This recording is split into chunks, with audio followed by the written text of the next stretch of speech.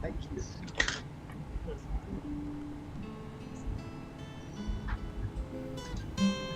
We're not recording yet. Say hi to Clara. Hey, and we're about to go live now. We'll do it live. Okay. You still need the name of that song, or we're good without it? There you go.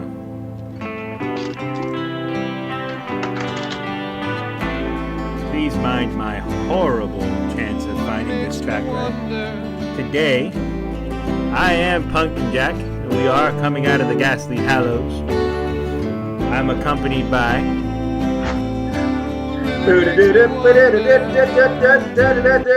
late night show live music. It's Red. Thank you, everybody. Thank you so much. Thank you. that fits way better than anything we all did. Follow that one up, Bolt. No, I'm cameraman Bolt. I'm not doing anything except pointing this camera at both of y'all faces and waiting for Poltergeist to come take you all to the afterlife. So does that make me the late night host? Yes. Oh, God damn it. You are the host. Yes. God damn it. You know what? Second Okay, that Bananas means guy, you sound distant. All right, I can barely hear you. Come back to us. So I hope you have your monologue prepared since you're the host. Hold on a minute. I can actually ad-lib these. I've ad-libbed so many things in the past that people thought I actually put a lot of heart and thought into, and it's great. Well, everybody, welcome to our talk show session tonight over here at the Ghastly Hallows. I am your host, Pumpkin Jack, and I must point out that this today is a very special week for a lot of us. It is the true beginning of the Halloween season, with the creepy beginnings of apple spice, pumpkin spice, and the ever favor apple cider donuts that we all love to have at this time of year. Whoa. Yes, I hear the groans. You like those, don't you? That's right. That's right. You're right, host. That's I'm right. the guy that's sitting in front of the band that's making comments, whatever that guy is called. I'm your yes man. I'm your late night hype man. We need to find out what that guy's official title is. That's why we have a trusty robot assistant that can Google this at any given time. I don't get paid enough for this. Neither do the people that were working on that show tonight. Oh, they got paid well up until they didn't. Mm-hmm. See, we begin tonight with our Halloween master session of the rest of the year. I'm making my own music because the music guy can't even cue the music in. What do I keep you around here for? To eat Chinese food? Yes, that's exactly why. But tonight's special guest. I can't hide things like that from you. Oh, well. Tonight's special guest, the very spooky guest, is our important film of the night to begin what is the creepiest season of all, Halloween. We will begin with Late Night with the Devil. That's the only sound I can make, people, alright? We need to give me a budget with a soundboard or something, alright? This is getting to be ridiculous. I can't work like this. I just can't. Okay, I'll see. I'll see what I can dig up in my closet of trinkets. But in all fairness, folks, we actually are talking tonight about what was actually a very surprise hit among the horror community earlier this year, Late Night with the Devil. Produced by Shudder, who is essentially becoming a powerhouse in their own. If I can talk a little bit about Shudder. Shudder reminds me of a horror studio from when I was a kid that, shockingly enough, a lot of people know what movies came from there, but they've never heard the name before, and I have to give Shudder a lot of credit. Has anyone here ever heard of Full Moon Features? No. Yeah, I'm not surprised, but I'm pretty sure you've heard of some of their projects and films that they've had over the years. The Puppet Master series. Okay. Yeah, that originally started out in Full Moon. Oh, awesome. Yeah, Full Moon back in the day. I am very gratified by the rise of Shudder because I remember hearing, oh, there's an all horror streaming service. That's awesome. Like, I'm going to go on and I'm going to find all the cool stuff that I want to watch. And it was mostly like early Netflix, but all scary stuff because early Netflix was characterized by, I don't know if you guys remember this, but I had it. Everything that was on streaming was just bad. It was just like all like corny independent movies, like not the good kind of independent movies. The movies that couldn't get studio backing for a good reason. Sir, I'll have you know that circa 2008, I was watching The Toxic Avenger on the Roku box, and it was a good movie, and I still enjoy it to this day. Well, suit yourself, I suppose. Yeah, it was sort of like that. It was just like these corny, low budget, independent horror movies that just weren't very good. But now it's like not only does it have its own studio, but it's making great stuff. I'm very, very happy about that. It's good. Late Night with the Devil is the more critically acclaimed one. It's like their attempt at an A24 movie. A24. A24. I can never remember that studio's name. It really does feel like an A24 movie, yeah. Yeah, it feels like it's their attempt at mimicking that style. But they have a lot of good ones. One of my favorite ones, which one of these days we might cover on here, because as content creators in the modern day, I feel it's a suited one for us. Deadstream, where you're following the live stream of a guy running through a haunted house, which to me feels like an updated version of Evil Dead. That's like how... Okay. Yeah, it feels like the original Evil Dead. Yeah, like updated Blair Witch in like... What would if you made Blair Witch today, what would the format of the filming be? But then with the setting, it does sound more like Evil Dead. Yeah. I mean, I'll tell you, back in host mode, what wouldn't be the Blair Witch today? The Blair Witch 2! Can you believe this asswipe waited 20 years to go look for his sister after his sister went missing in 98, and he decides to go looking for her in 2015? What a tool! Yeah, it tracks. I see nothing wrong with that.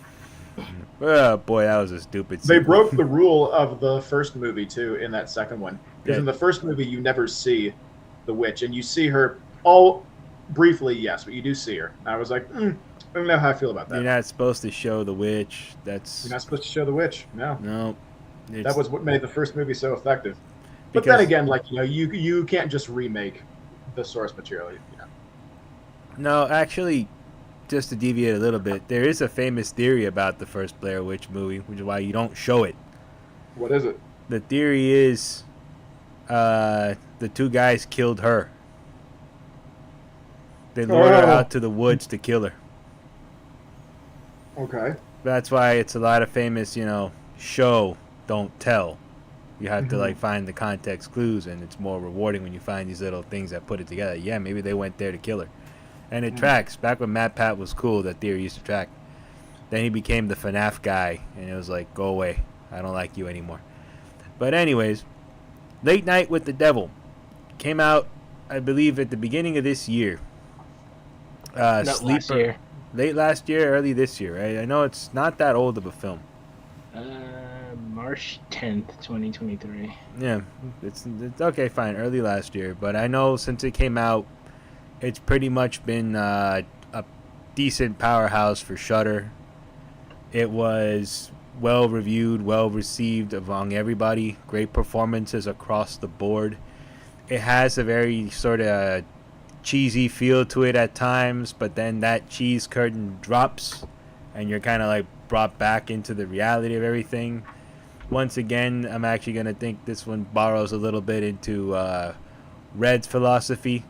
The less money you put into it, the better it feels. It was a small, intimate setting. You never really leave the studio.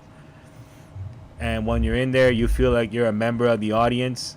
I got to see this movie in my parents' old living room for the first time. Yeah. So it actually kind of feels a little bit more... It's actually a very interesting one. You should watch it in a living room that has paneled walls or something on it.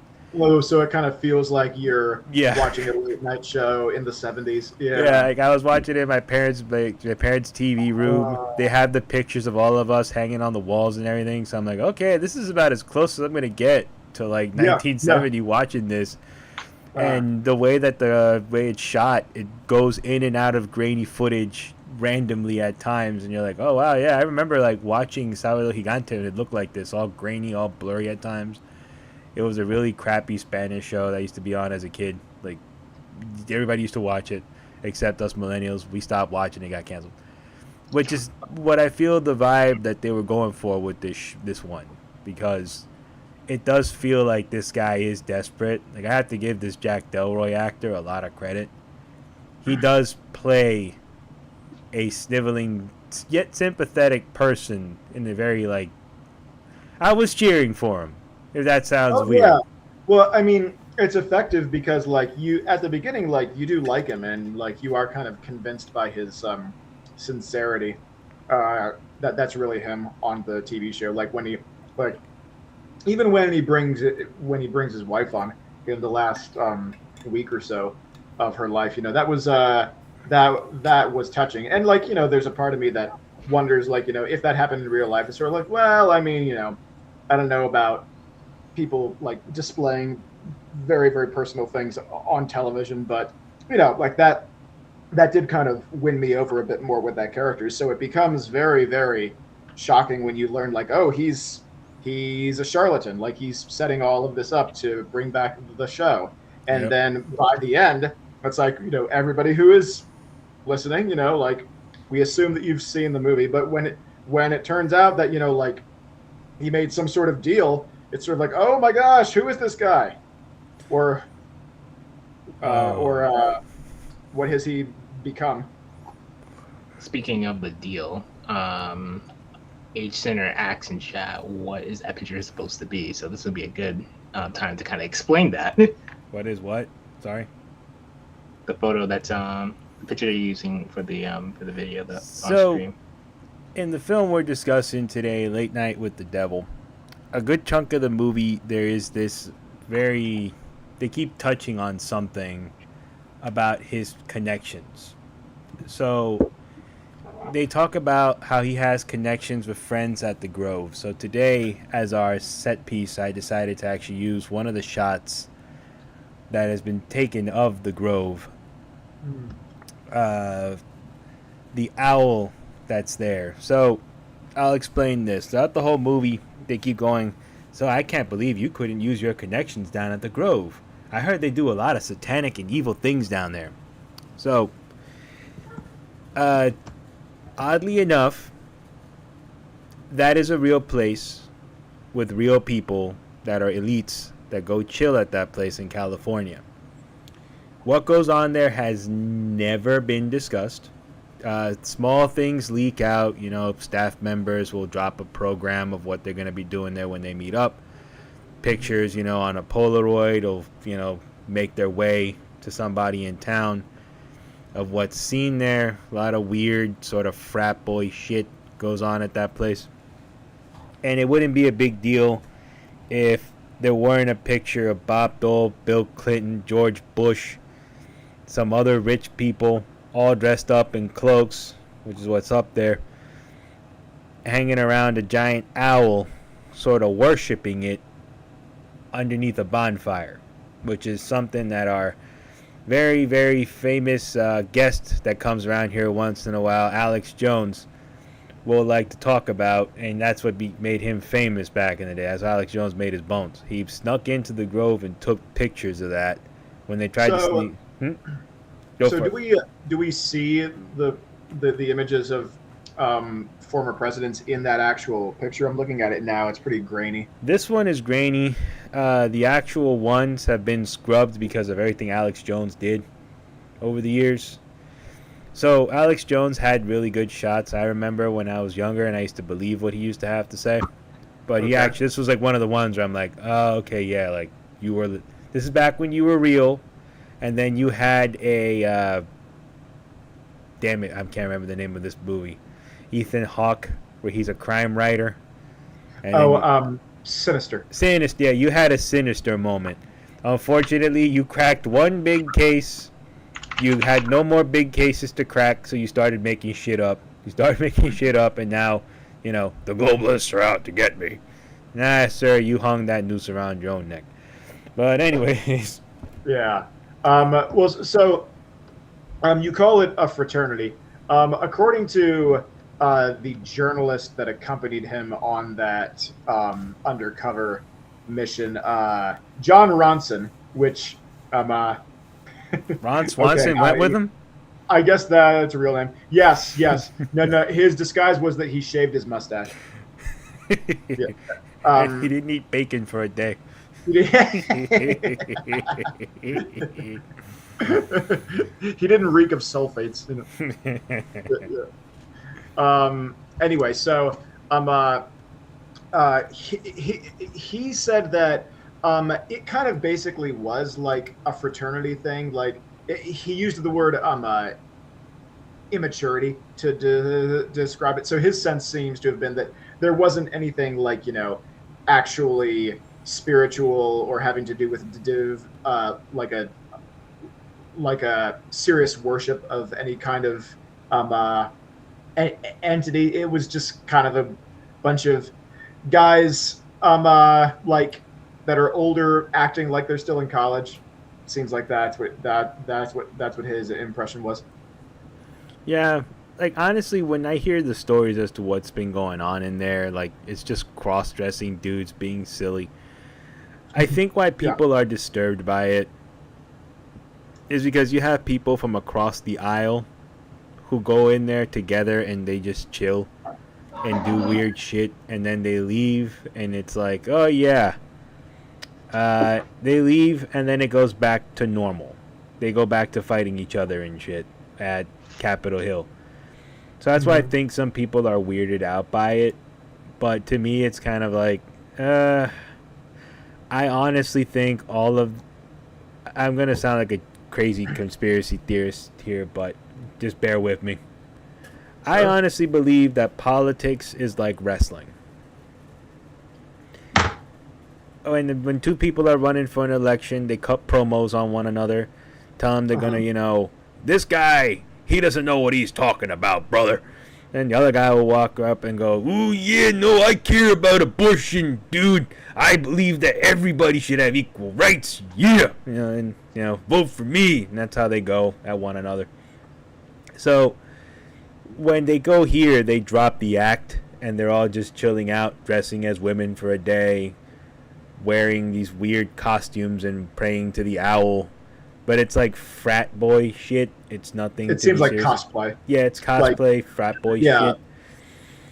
But that's what's like, unnerving. Wicker Man cosplay. Yeah. That kind of thing. So many things wrong here.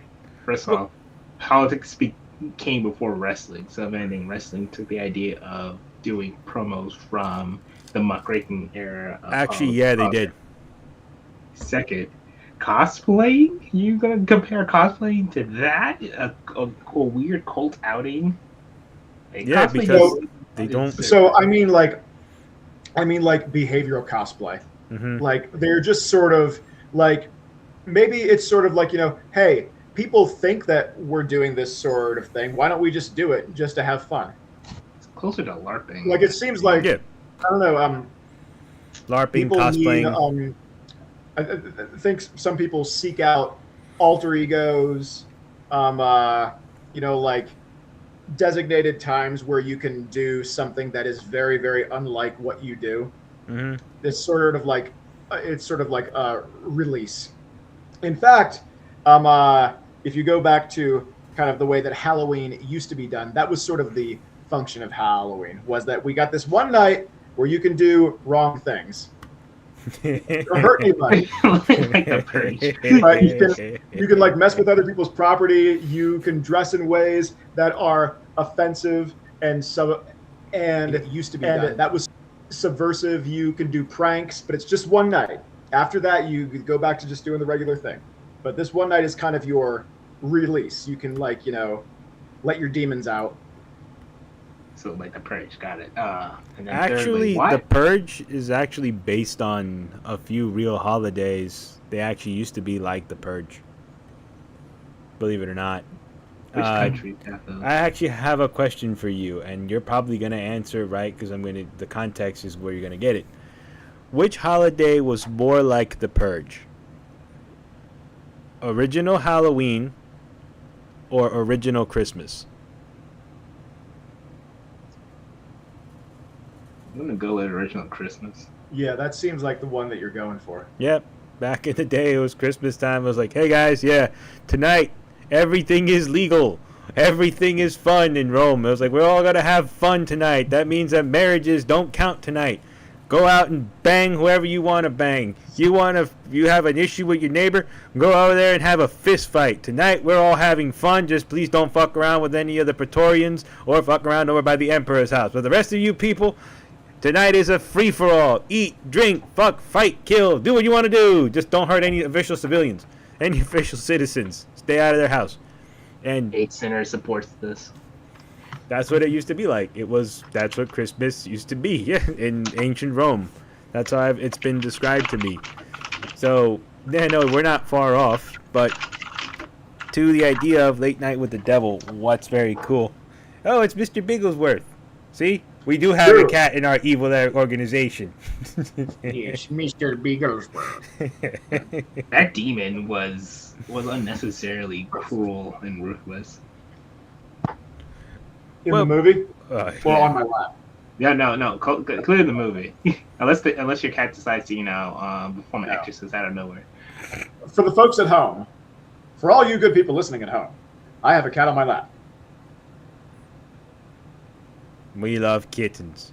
It's just our thing here.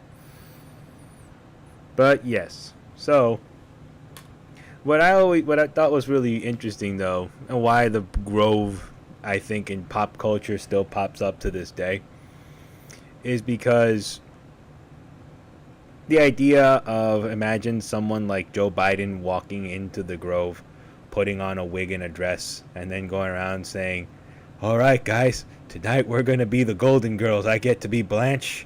Which one of you guys is going to be Sophia? And then, I'm Sophia. Hey, come on, man. I'm Sophia. Yeah, just imagine Bernie Sanders walking out of the corner. I'm Sophia. And Bush goes, well, if you're Sophia, then who am I going to be? It's just weird to imagine all these guys doing this. But why are you adding to the Rule 34 database? Because I feel like it, sir. It's how it goes. And then suddenly, out of nowhere, Bill Gates walks up and goes, can I be Archie Bunker? Yeah, it's what if all of us 70s sitcom people live down the road from one another. It's just weird because it's these people, these guys command armies. These guys command employees and billions of dollars at a time. And there they are doing this weird shit. That's why I guess it's unnerving. You're like, is what you guys really do in there who you really are? And what we see is a fraud? Or do you guys go in there and be someone else for now? What the hell is going on here? Please provide us with some context. Please.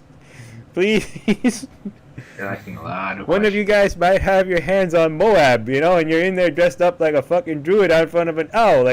I'm scared. The whole concept makes me feel uneasy. Please explain this to me in a way. And they turn around and go, we're not going to explain that to you. The last time someone asked a question about this to John Kerry, he got tasered the living shit out of him at that rally, and he never asked questions again. Yeah, that was a true story. That's what that guy was talking about. Isn't it true, Mr. Kerry, that you and George Bush would skull and crossbones?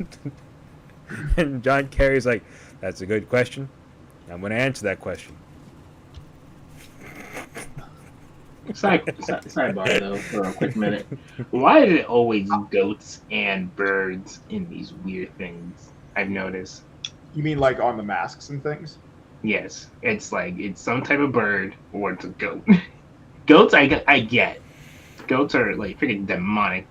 Goats are creepy. Goats or sheeps. What's wrong, Bolt? I thought you loved me. Loved me.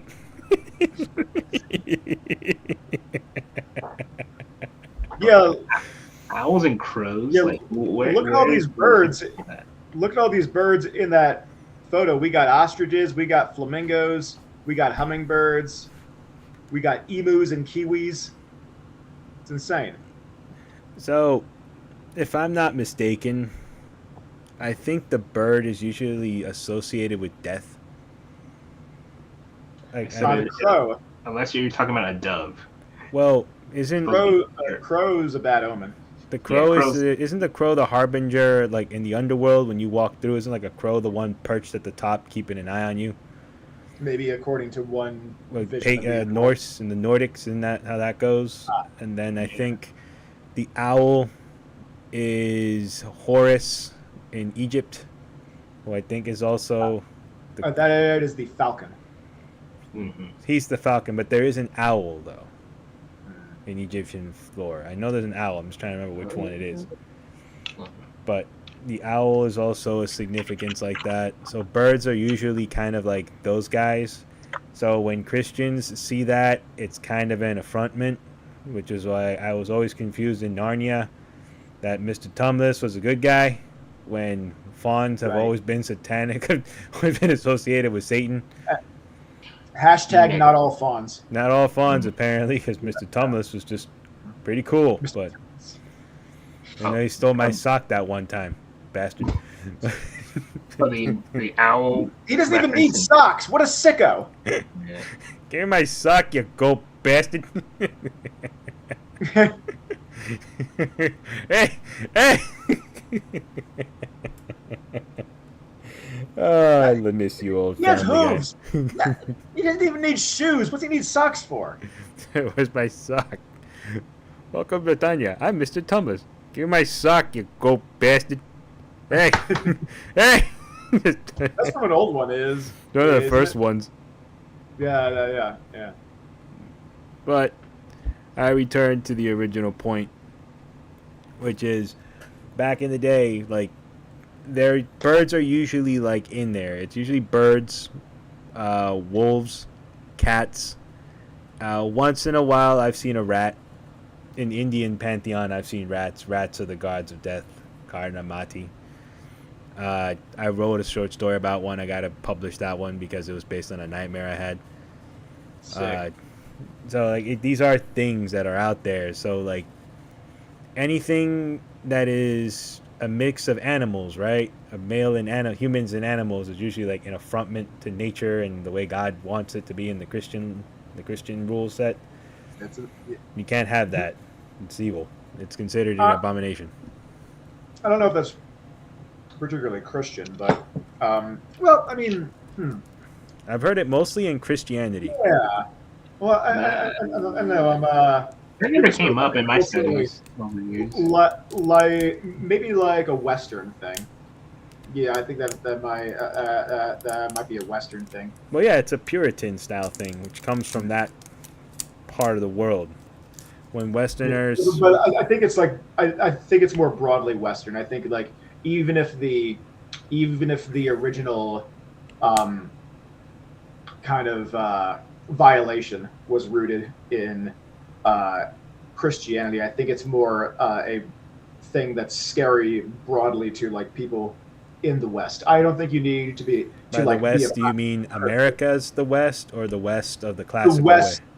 The West, as in Western Europe, Yeah, America, Canada, Australia. so a lot of that stuff. That's what I mean by the West. Yeah. Yeah, to my understanding, a lot of that stuff started when the Christian takeovers occurred, and we started. They started to kind of root out all of the pagans, which were the Picts, the original set for those like Celtic people that used to worship all the gods in that Arthurian era. It turned after a while, like once we started to get more of the Catholic Church stepping in and more organized religion stepping in, they started to say, hey, yeah, if it's a mix of a human and an animal, it's sinful. We don't want that. That's not cool. Yeah. But what I was trying to say is you don't need to be a practicing Christian in order to find that scary. I think that if you grew up in a Western culture, that's sort of what tells you to find it scary. But I mean, that might be an interesting thing to explore.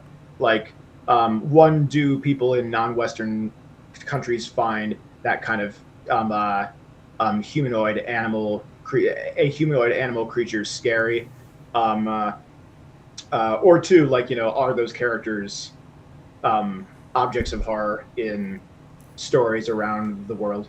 Well, I'm learning some stuff right now because I'm playing Wukong and basically reading a little bit of Journey to the West. Humanoids are not scary in Taoism and Buddhism. The Monkey King is a sort of humanoid monkey, but he is the strongest next to heaven, like strongest champion. He's like the Chinese Hercules, and then some. For those of you who are weebs out there, the Monkey King is in Chinese known as Sun Wukong. For the rest of you weebs, he's also known in Japanese as Son Goku. So, if you like Dragon Ball Z, you should read that one and understand that it's sort of a mythological. It's a novel that was written, obviously, but it's very interesting in how it's treated. You have like humanoid tigers, you have humanoid birds and stuff like that, and it's not considered evil or scary. But I see some of the things that are apparently accurate according to my fiance. Like, yeah, no, that's what they're depicted like. Humanoid tigers, like on all fours that can fight, like Kung Fu Panda. This is all cool. This is all normal. I'm like, really? Yeah.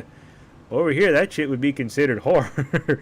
Especially since, like, the big tiger's drinking out of a pool of blood in one sequence, and he's just kind of there, like, drinking blood out of a pool like milk out of a saucer. And he's telling guys, like, go have more children so you can fill my pool of blood. I'm like, that's scary. But back to where we were with Late Night with the Devil. The Bohemian Grove thing, though, it's funny how in this one they actually tied it in, because they kind of drop hints at it throughout, but they never explicitly tell you until we get to the fighting action, I did enjoy how they kind of laced that out throughout the film, where like they hint at it, and what was funny is the people I was watching it with didn't know about the Grove, so when I sat there, I'm like, oh, they're doing that. They're like, please don't ruin this with another one of those things that's real but not real when we're watching this. But I wanted to get your guys' thoughts on that. What else? What did you guys like about this one? Go for it, Bolt. Yeah, cameraman, earn your due. Okay. Okay. Remember to edit this out in post. All right? Oh, yeah. You can keep everything in. Everything in. Especially the part where you have a license. Well, yeah, license. What was her job title? She was a parapsychologist, which I'm like, what kind of crackpot degree do you have to get in order? There was a point at which you could get a degree in parapsychology. Yep. When did that go away? Because I feel like the industry has only skyrocketed since like the 70s. Well, now it's all obviously amateurs. Like, I mean, even if you got a PhD in parapsychology, you were still an amateur because it's not a real field. But I'm sorry. You're telling me I spent like close to a decade of my life studying the other world, and you're going to say that I'm still an amateur? Yes. Meanwhile, some kid with a tripod who's probably still in middle school can be considered the same level, if not greater than me, just because he happened to catch some random ghost haunting his bathroom. That's exactly right. There's who is this person? I think there was an evolutionary psychologist who originally had her degree in parapsychology, but then recanted that and went into some real stuff. Susan Blackstone, was that her name? Susan Black. Let's see. Well, no. Yes, I believe. Yes, it's Susan Blackmore. There we go. Yeah. But yeah, I did like this film. My favorite part was the clash between trying to like have the coexistence between a former magician turned skeptic, which is like, that is. Oh, I wonder what the story was when it's like that. This went like you were paid to be a magician to fool people for entertainment. You just like, nope, I'm just gonna go out and start revealing all the tricks because I'm that type of asshole. There is a long tradition of magicians becoming public skeptics, however. So it starts, at least to my knowledge, it starts with Harry Houdini, who went into some skepticism of like spiritualism of his time, of that would have been like late 19th century. So he became kind of like a professional debunker. And then actually in the 70s, and this is the guy who the skeptic magician in the movie is probably directly based on. In the 70s, you had James Randi, whose magician act was called, I think it was just The Amazing Randi, but he like set up a whole skeptic society that actually did investigations into people claiming like, hey, I can read minds or I can move objects with my mind. And his society, I believe, actually did offer a cash prize for someone who did some sort of trick that they couldn't falsify. And then more recently, like within the past like 10 or 15 years, you have Penn and Teller. Most people know who Penn and Teller are. They've had a Vegas magic show for a long time, but they've been very public skeptics. I haven't really heard much from them lately, but for a while they were doing that. They had a show on Showtime called Bullshit, which was all about analyzing supernatural claims, crypto zoology, just like all sorts of bunk-ish things. So yeah, there's an interesting long-standing tradition of a successful magician who kind of uses his skills in trickery in order to perceive when other people are tricking others. Now, what they would say, and this is what the magician in the movie says, is I fool people, but the people that watch me know that they're being fooled. The whole point is, how did he do that? I know that it's not magic, but how did he do that? That's like their whole shtick. But what irks them is like there are people out there that are doing what I do, but making people believe that it's real, that it's actual magic. And they would say that it gets worse when they're charging exorbitant prices for these kinds of things. It always circles back to money. Always does. It's like as soon as money gets involved, people start getting up in arms and like, oh, let me do this, but I also want to do it for money because I'm not doing this for free. I'm not making you look like an idiot for free. No. 99% of the time, the way you catch someone conning you is when they're charging you a lot of money and they can't provide any evidence that what they've done works. Or just asking you to rely on faith. Or installment. Yeah. If they can't get you up front with a large payment, they'll then opt with the more appealing and feasible payment plan. Yep. Which you never ever fully pay off because they find a way to cook the books and make sure you never pay it off. But that's something that I've learned over the years. It's the sort of thing, but like the sort of thing that I think irks these kind of public debunkers the most is when you're like taking advantage of someone who's grieving over someone they love by saying, I can get you in contact with them. I can get messages from them. Now, some of the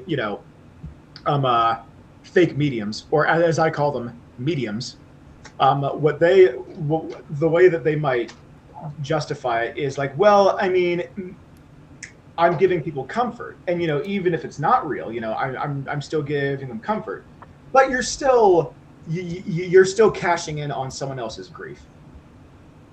Yeah. Which is, there's a whole world about that, which is what I think people like that debunker kind of spend their lives fighting. I've come across cases over the years when I read my old files where it's like there are people out there that claim to have special abilities and they do a lot of like special readings for prices and stuff. Like, you know what? This guy is an enemy of the show as of tonight. Isn't that fucking Medium back in the day on Sci-Fi Channel? The Other Side with John Edwards. It's like, yeah, no, you're full of shit. But these guys, they do this kind of thing because they prey on people's comfort levels. So I'll put it like this. People who at some point maybe did magic tricks for fun will get fed up by watching people like that prey on folks' emotions. And then they'll turn around and spend the rest of their days debunking them because they don't want people like that to prey on folks that are vulnerable. I know a lot of people who've experienced loss, and the very first thing they want is some kind of reassurance that they know their loved one is somewhere. And some people can't take faith. They want proof. They go mad over it. And they'll give their money to somebody who will literally look at them and be like, I can hear the person from the other side, and they're telling you to move on and to give this magic medium $300 extra on top of the fee for such a good job he's doing. That's what I'm getting a 35% tip. Yeah. That's what they do. So this guy no. 40, yes. Top out at 50 already and just call it. God. Yeah. See, you have to make it imperfect, so it seems real. Yeah. It's like I thought this. Oh wait, no. I'm getting a clearer vision now. So, it's crazy, right? But that's how it goes. So people like this guy, like some people say they're assholes, but I can see if you put yourself in his shoes, what he's witnessing is a 13-year-old girl being strapped to a chair on national television for the sake of entertainment. What? And who knows if she's being coerced into this, if she's being, coached to do this. It seems humiliating on the surface of it. It seems degrading on the surface of it. So I don't blame him for having the stance and the attitude he does, because I'm pretty sure he's also reading the room that, yeah, this host is doing this for views, and this girl, like, she might have some trauma when this is all said and done. This is not cool. Right. This guy didn't go in with those intentions. He's just basically just basically going out with the purpose of just proving whatever was happening was just all just a bunch of smoke and mirrors. And then also B, which makes the most sense. He doesn't want to give away $500,000 if he can save money and prove what's going on. And the last proof he did was the hypnotism bit was very convincing. And almost explain away what the clearly demonic warning signs that were given. I don't know how many signs until you get the message hey, you should probably cut your losses and save everyone a bunch of pain and suffering. Instead, so many people died because the guy wanted to get the top of the charts in terms of readings. But you see, had he been able to debunk that, he might have been able to help all those people out from the beginning. But, temptation is temptation, right? He wanted to know if his wife was okay. If she forgave him for what he did. Which part? The ritual, selling her all of it, basically her soul, so he can get a monkey's paw chance at fame, or the fact that he quickly moved. Well, I don't want to say quickly, but he basically moved on and ended up sleeping around with the parapsychologist. I think it's all of it. Having that aired out on air was just okay, you should have known right then and there. You need to stop what you're doing. You listen to Gus and just cut your losses. Yeah, no, but I go back to it, though. In his case, I honestly think that had he been able to prove something or maybe like keep pushing, he probably could have done a big service to everybody, cut that show early, and people would still be okay today. But they kept moving forward because he heard a clue that might be his wife, and he wanted to know: is she really in hell? Is she okay? Does she forgive me? Can I live my life in peace? That's what went to that guy's head. And he wanted to keep pushing because he knew something was up and it was happening on TV, so why not? But also, the producer was just like, yeah, no, we're not stopping this. This is a gold mine. There is no way. I don't care how many people die. This is going. Yeah. What about you, Red? What do you think about this one? Oh, I think it's a great movie. The first thing that I love about it is just the intro with the narration, just telling the whole setup, like kind of like what you were saying about watching it in the right setting, watching it in the sort of place that feels like where you would be if you were watching a show like that in the 70s. Like the opening really puts you into the time. It does. Yeah, and that's important, I think, because late night shows, in terms of their setup, haven't really changed that much. Like the host pretty much dresses the same. The stage pretty much looks the same. Like we talked about earlier, you have the band and then the guy that stands in front of the band agreeing with everything that the host says, occasionally making his own joke. We don't know what that guy is called, but he Side host. Side host? Yeah. Cool. Okay, side host. Yeah, so the setup is largely the same. So I think that putting it into the time of Carson, that really gives it more of a vivid sense of place.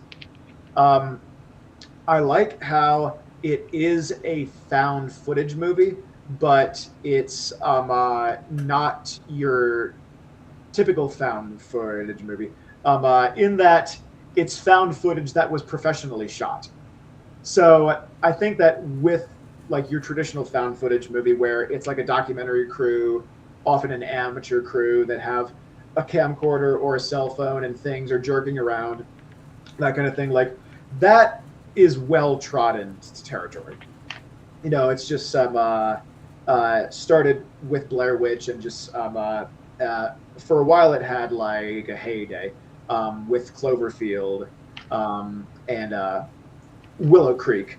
And once in a while you still see them, but those can kind of it's a very distinctive style. So what this movie did was it took advantage of how compelling a sort of like, this is actual footage from the real event, how compelling that setup can be, but it kind of avoided slipping into just being like a movie that's in sort of a rigid genre.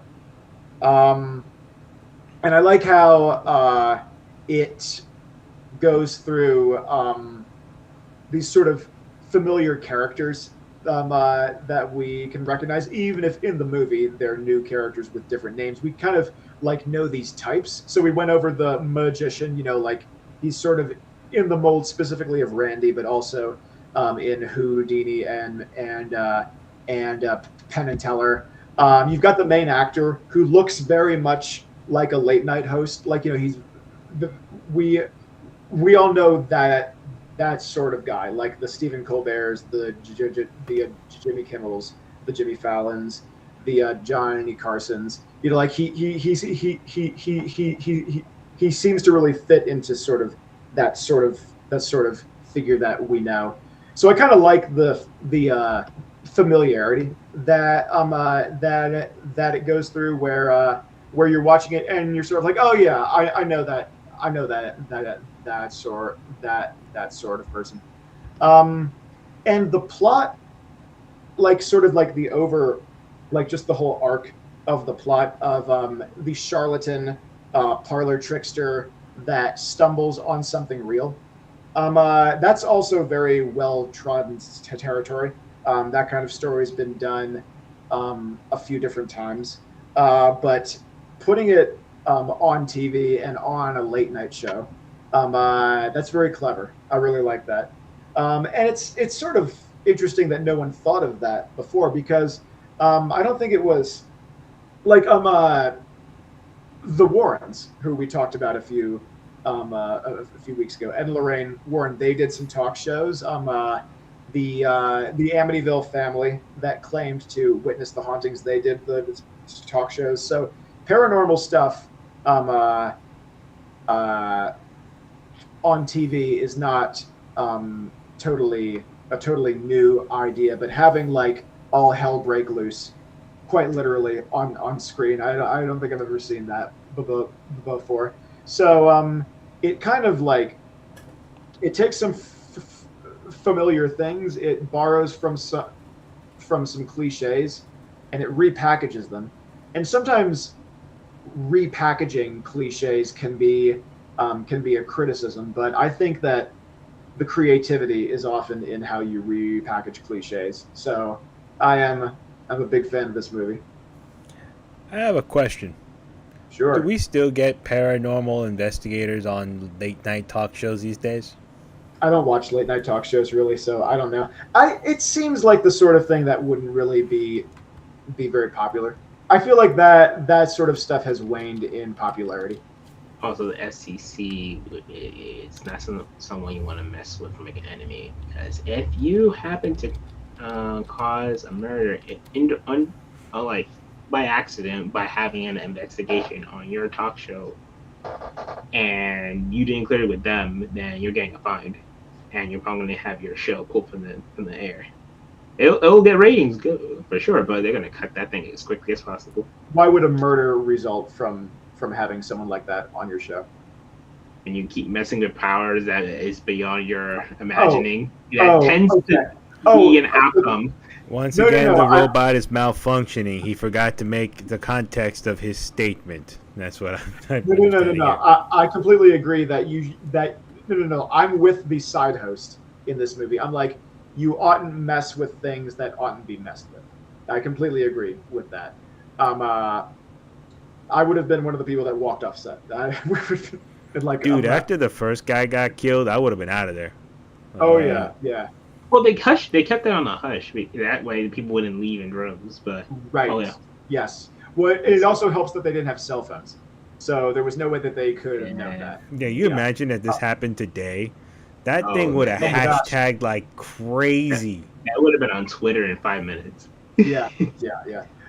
So, no, but what I was my point of confusion wasn't like why not do some sort of divination on television. I completely agree with that. My confusion was like how that would get you into legal trouble with connecting it with a death, because I mean, it's not that the supernatural hasn't been argued in court before, but I don't really see any sort of like supernatural linkage holding up in court.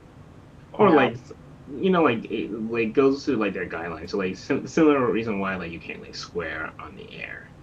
Right. Okay. Yeah. This is one of those, just sort of like this is those fundamental things, like you can't show like cases of brutality and all that type of jazz.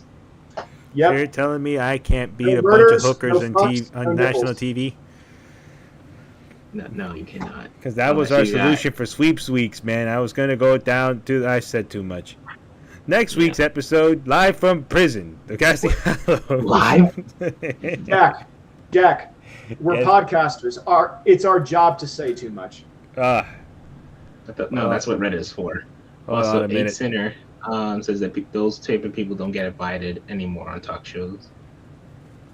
Okay. Yeah. I mean, and I don't know if it's a content regulation thing. I mean, like, there's a difference between doing some sort of, like, trying to conjure something up, literally, and just having the person on your show. Like, you could have the agreement where it's like, okay, we're not going to actually have you demonstrate any of your stuff, but you wrote a book where you say some pretty wild things, so let's talk about that. Yes. And I also think it's unnerving now. I think that sort of stuff is less popular. We're in a we live in a culture that's more skeptical of the supernatural, not skeptical of other things. There's plenty of things that we're not as skeptical of as we should be, but of that we're more skeptical.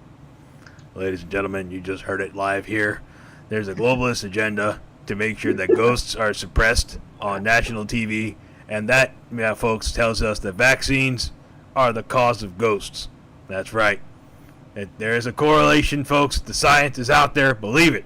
And turn the friggin' frogs gay.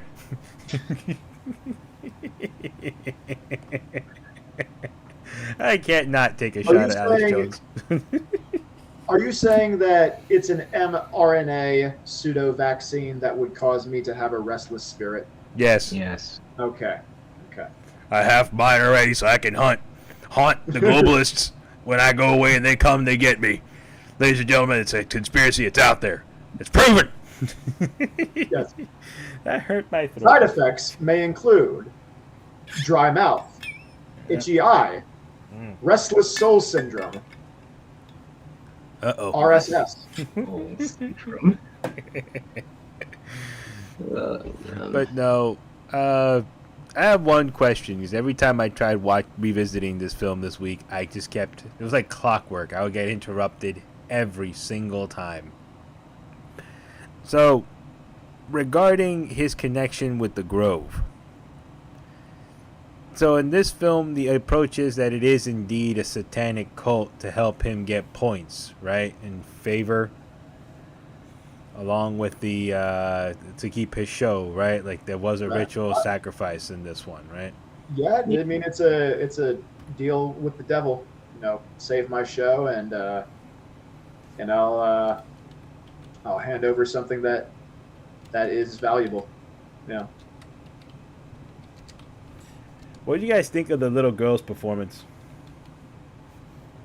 Demonic Veruca Salt. Fantastic. Yeah, it was great. Like the transformation. Yeah, and with that sort of thing, it's normally someone else who does. Well, I mean, it has to be, right? Someone else who does the voice of the demon. Although in this one, you could hear her voice underneath the voice of the demon. What I think they did was they had an alternate voice, but she was probably voicing the lines on the set, and I think she did such a good job that they decided to kind of like coat her dialogue with the other persons on top of it, but you could kind of hear them together. That's what it sounds like. Two people are talking, but it's really, you know what I mean? So you think it's something that they decided on the fly during production? Because I'm pretty sure she must have done a really good job saying her lines, and it must have been menacing. So it does sound like a hint of creepy. There's a hint of creepiness to it when you hear the little girl's voice, and then you hear that like raspy demon voice over it. It sounds awesome. Yeah, I think that kind of gives you a sense that she's still conscious and unwittingly participating in this, rather than just sort of disappearing into a dream state while the demon takes over. And I actually did do some extra research. I actually did the homework on this one. I came prepared for my host duties today. So, the demon is actually a real demon that is worshipped out there in the real world. Abraxas. Okay. Yeah. What did you learn? So, she wasn't lying. He is the beginning of the letters for abracadabra. Uh-huh. So that is one. I also found out that he's come across 3 different cultures from Egyptian, Hebrew, and Greek. He's also used in math. There are equations and certain rules that add up to him with the Greek letters. And there was a few other things, but mostly he was declared a demon by the Catholic Church because he's a pagan god. But there are stones and stuff like that about him. He has Gnostics from the Gnostic timeline. It's very fascinating. There's a whole bunch of stuff with him. But what I found fascinating, again, points I have to give this film, a lot of the stuff that seems fantastical is rooted in real life. They just do a really good job of messing with you on how these things are being portrayed, you know? Down to the Grove, people worshiping a pagan deity. And then, like, when you see it on screen, it's kind of like, yeah, all this stuff is evil. And this guy paid the ticket to a very evil thing, and he's going to pay the price, wandering in limbo endlessly and then being framed for all these people's murders on live TV. It's a very, like, I like how clever and creative that is, where you can actually take something out of a history book. You're not just making up, oh, yeah, the demon's name is, let's pull out of the typical hat here. Oh, yeah, the demon's name is Lothos. Yeah, we're just going to call him Lothos because it sounds Greek and it's all good. Or, for those of you from the 80s who grew up watching this movie, my fiance ruined it for me, so I'm going to ruin it for all, too. Mogwai. My fiance ruined to me what a Mogwai means. Do you want that ruined for you, what Mogwai really means? It's Mandarin for monster. What? Could you even give us a chance? I saw someone nod yes. Cameraman, you're just there filming. You said you're not doing nothing. You don't get paid enough for this. So I mean, you don't have an opinion. All right? You just don't get it. 1 calorie of evil. That's it. Not even enough. That's my heroin. No, like, she legit ruined it for her. She's like, really? That's what he is? He's Mogwai? I'm like, yeah, Mogwai. You don't know what a Mogwai is? She's like, that is so lazy. I'm like, what? You know what that means? I'm like, what? It's Mandarin for monster. They couldn't even find something cool. They just called him a monster in another language. Lame. I'm like, they did the same thing with yokai. Well, thank you for pissing on my childhood. Jeez. We didn't need to go that hard. But somehow when you learn about the names in The Lion King, it's fun. Like, they're all Swahili names just for the animals that they are. Well, of course, man. That's when Disney was cool. They used to take their time and actually craft out a good story. Nowadays, they're just trying to find a way to make Simba gay. And crank out a story that way. Well, back then they needed the money. Now they want the money. There's a difference. Ah. Yeah, Disney's become dark side Phil. All right, that's enough to kind of wrap it up. When you evoke the e-beggar's name. Hey, look, if I make fun of Dark Side Phil, we're gonna have people here who are gonna clip this, and then they'll use us as the detractor channel. It'll be great. You gotta learn how to play the internet drama game a little bit, just a little bit. He's getting dunked on by everyone's grandmother, like, and he still gets money. That is bizarre. Everybody, please give me a tip. Please tip me. Give us some money so he can keep our lights on here on the Ghastly Hallows podcast. Your tips, don't give me a super chat. Give me a tip. That way I get the money faster and you help us. And make sure to click on the ads, too. If you click on the ads, it also, he did that. That's against policy if you're monetized. Fucking idiot. But also, this is a fun reminder to tell you that we don't have a donate button. So take this as sarcasm. Because we do not want to listen, to people who know me, just Venmo and Cash App. I'm hood. I don't really need a fancy-ass donate button that gets 10% taken away from me. Just send us the money through Venmo. It's all good. Just give the money. And it's not a Venmo business account. Bingo. So it's for a personal account. We get everything. I still don't understand what the advantage of having a Venmo business account is. None. Tax purposes. I guess so, but, like, just write it down and bring it to your tax guy. That's too much work. That is actually too much. No, it's less work. It's less work to go to a tax guy. No, that is his literal job, is to do these things for you, not you doing the work for him. Oh my god. But yes, that's of all the takeaways that I had, I really did appreciate how they're able to kind of like mess with real life things and weave it into a really good cohesive story, because like I said, I actually liked the characters in this story. Even the guy who's a skeptic, I liked him. I liked the host. I liked the first guy who came out, the sidekick. I liked this guy too. I know he was a piece of shit, but I liked him even though he was a piece of shit. I'm like, you know what? You're a lovable asshole. Like I get it. Yeah. No. I mean, it did feel like a movie where there was a lot of homework done Yeah. because they're naming some um uh, because they're using some real history, and they're like taking archetypes from more recent history, like what I was saying with, like, you have the magician skeptic, you have the you have the setup of a classic late night show. It was like very sort of crafted based on reality. Yeah. And I like how they play with it. Like it's very cool, like to actually bring in the Bohemians, and when they bring in the Bohemians, it turns into something that's like, oh yeah, no, like people start asking. Yeah. People start asking questions like, oh yeah, is this a real thing? And when you find out it's a real thing, like even you guys, like, wait, that's a real thing? Like, yeah, that's a real thing. Alex Jones snuck in there a couple years ago, back when he was legit and hungry, and then he took the History Channel people there a couple years ago, and then they got arrested.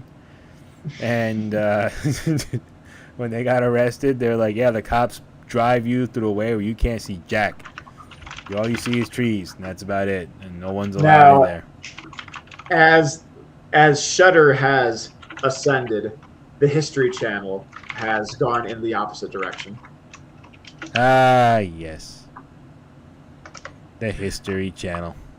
It's aliens now, man. It's aliens and like Ice Road Truckers, or is that the Discovery Channel? I don't know, but it's all that sort of thing.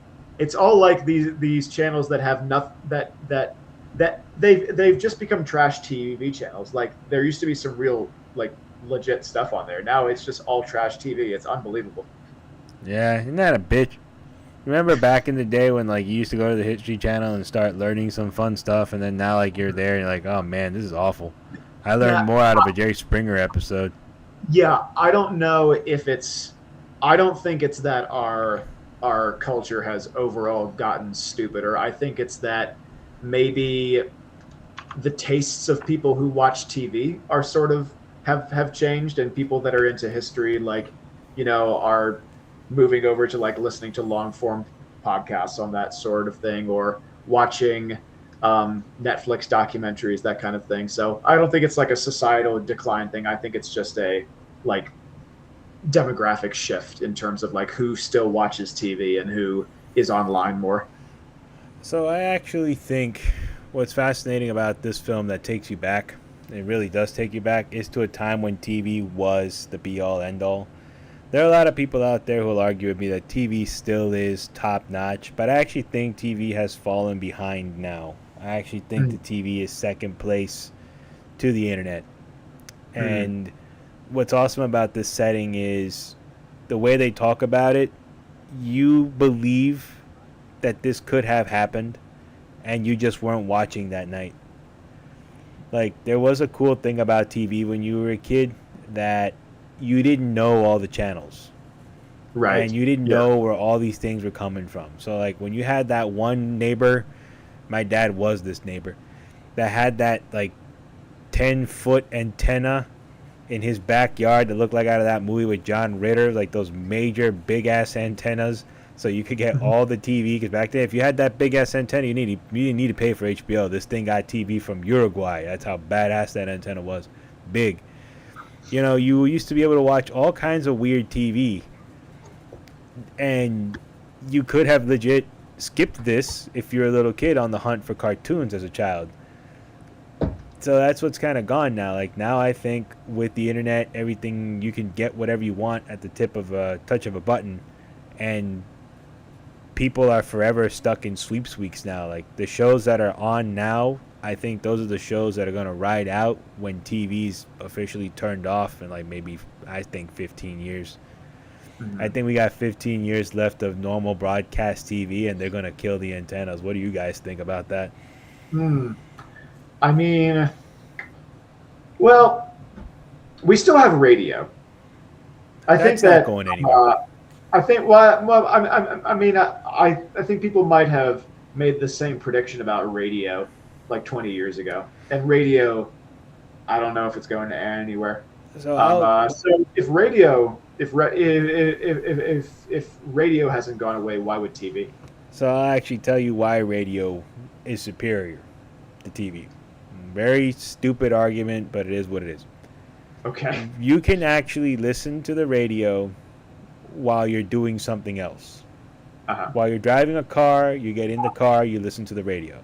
You can't watch TV while you're driving There's a car. less of an so there's less of an opportunity cost to listen to the radio. Yep. Okay. A lot of people do it. On top of that, I know some folks still that they get annoyed having to go through their own playlists, so they'll just tune into their iHeartRadio apps. And on top of that, radio is cheap. And look at what we're doing. We're legit running an audio broadcast right now on old time radio. We're doing that right now, and some folks listen. Like I see our Spotify people listening because folks still like audio. It's always around. Now, if we were visual, folks, we are not exactly the most band of attractive people out here. I am a fat pumpkin. I got a fish and a robot. Trust me, we are not the Backstreet Boys. Nobody wants to look at us. Audio, however, we are more pleasing. Ain't that right, Bolt? No, I plead the fifth, as I have to go. See? Also. Yeah, so, with that note, ladies and gentlemen, TV will die in 15 years. This guy sacrificed his life for nothing. How do you guys think? What are your closing thoughts on this film? I said it before, and I say it again. Don't mess with the supernatural. I don't know why people keep doing it. It never ends well. Because it makes for good TV. Yeah.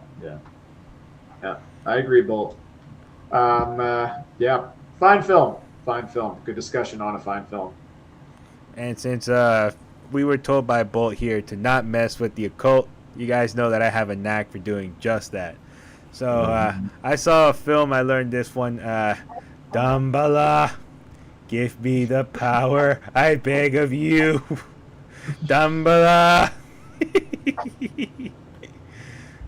Yes. So, what do I close? To quote Brad Dourif. I love Brad Dourif. May he live for a long, long time, Brad Dourif. See, I said something nice about someone, but that's not going to be remembered. But if I called Jennifer Aniston a bitch 100 times in a row, everybody, and I mean everybody, has a problem with it. 101 now. Why the hell can't I ever find a late night TV theme song? That's so hard. Just one. Yeah.